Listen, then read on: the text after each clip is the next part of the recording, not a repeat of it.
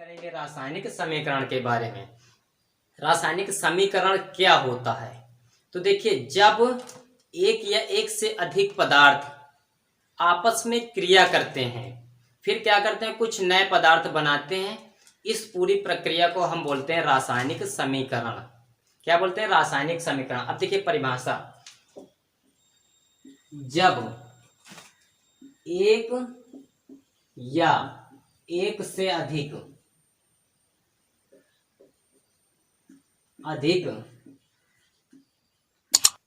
पदार्थ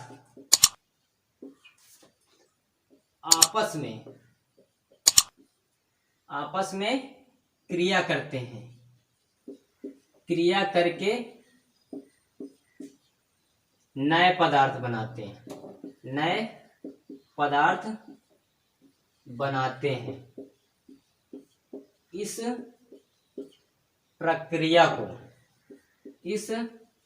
प्रक्रिया को हम रासायनिक समीकरण कहते हैं।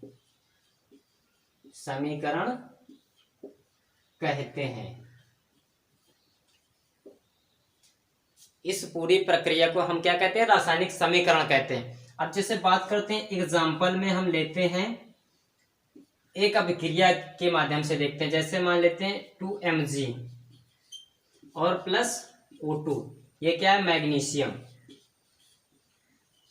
मैग्नीशियम, और ये क्या है? ऑक्सीजन।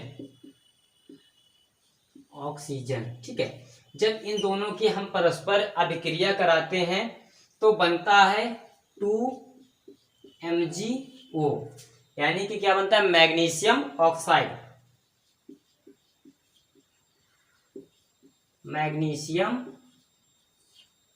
ऑक्साइड। अब देखिए, ये क्या है? पूरा एक रासायनिक समीकरण, यानी ये क्या हुआ? एक अभिक्रिया हुई जिससे एक नया पदार्थ बना। देखिए परिभाषा में हम देख चुके हैं, जब एक या एक से अधिक पदार्थ आपस में क्रिया करके नए पदार्थ बनाते हैं, इस प्रक्रिया को हम क्या कहते हैं? रासायनिक समीकरण कहते हैं। अब देखिए, मैग्नीशियम और ऑक्सीजन दोनों आपस में क्रिया करते हैं, फिर एक नया पदार्थ बनाते हैं जिसे मैग्नीशियम ऑक्साइड कहते हैं। अब देखिए, एक अभिक्रिया, इसको हम बोलते हैं अभिक्रिया। ठीक है, इसको बोलते हैं अभिक्रिया।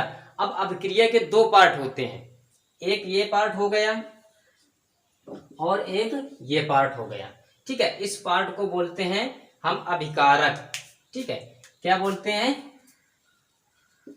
अभिकारक। ठीक है, और इसको बोलते हैं उत्पाद। ठीक है, अब अभिकारक क्या होते हैं ये जानना बहुत जरूरी है। ठीक है, अभिकारक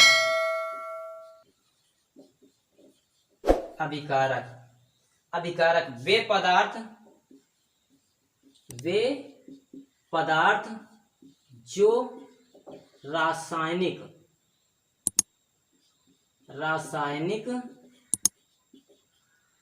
अभिक्रिया में भाग लेते हैं,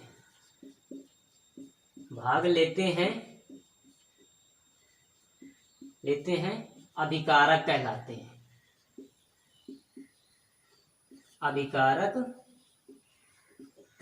हैं। ठीक है, अब देखो, अभिकारक कौन से पदार्थ होते हैं? जो अभिक्रिया में भाग लेते हैं। सबसे पहले इधर देखिए, जो मैग्नीशियम है और ये जो ऑक्सीजन है, यही दो तो अभिक्रिया में भाग ले रहे हैं, तो ये क्या कहलाएंगे? अभिकारक कहलाएंगे। अब बात करते हैं उत्पाद की। तो उत्पाद क्या होते हैं? वे पदार्थ जो अभिक्रिया के पूर्ण होने पर बनते हैं, जो अभिक्रिया के पूर्ण होने पर बनते हैं, क्या उत्पाद कहलाते हैं? उत्पाद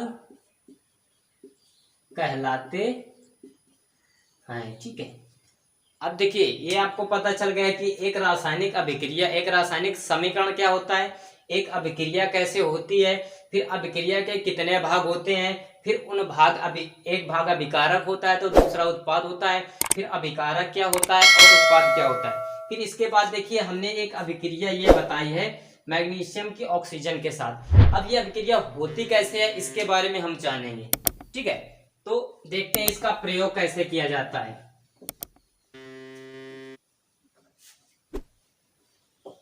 अभिक्रिया का प्रयोग कैसे किया जाता है प्रयोगशाला में, मैग्नीशियम ऑक्साइड बनता कैसे। देखिए सबसे पहले क्या करते हैं, एक बर्नर लेते हैं, उसको क्या करते हैं तिरछा लगा देते हैं, बर्नर लेते हैं उसको तिरछा लगा देते हैं, ठीक है, और उसमें आग जला देते हैं, ठीक है। फिर क्या करते हैं, एक मैग्नीशियम की रिबन लाते हैं, रिबन, ठीक है, उसको चिमटे के माध्यम से, चिमटे के माध्यम से आग के संपर्क में लाते हैं और फिर नीचे क्या करते हैं एक बर्तन लगा देते हैं।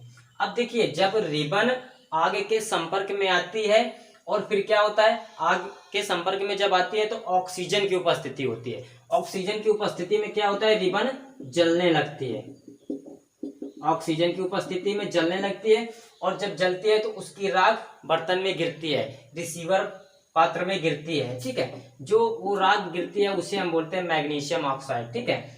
2Mg प्लस O2, फिर क्या बनता है 2MgO। देखिए ये मैग्नीशियम हो गई और ऑक्सीजन की उपस्थिति में इसको जलाया जा रहा है और जलने के बाद क्या बनता है 2MgO। पार्ट है, फर्स्ट पार्ट में मैंने बताया है कि भौतिक परिवर्तन क्या होता है, रासायनिक परिवर्तन क्या होता है, और मैंने बताया है पदार्थ के बारे में, कण क्या होता है, अणु क्या होता है, परमाणु क्या होता है, इलेक्ट्रॉन प्रोटॉन परमाणु में कहाँ पर उपस्थित होते हैं, ठीक है। और मैंने उसमें बताया कि जब कोई अभिक्रिया होती है तो वो क्यों होती है, उसके क्या कारण है, ये सारी चीज मैंने फर्स्ट पार्ट में बता रखा है। अगर आप वो वाला वीडियो देखना चाहते हैं तो डिस्क्रिप्शन बॉक्स में मैंने उसका लिंक दे रखा है, वहां से जाके आप उसे